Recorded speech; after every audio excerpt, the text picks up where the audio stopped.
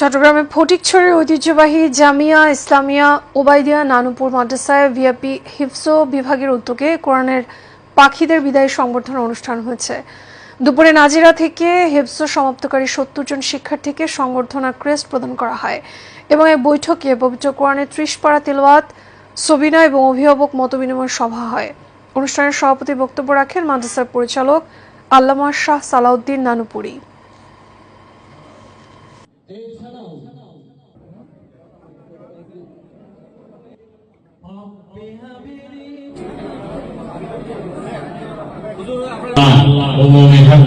থেকে বিএপি থেকে প্রায় ১০০-এর উপরে আমরা বের হয়েছেন। আল্লাহ এক বছর করেছেন।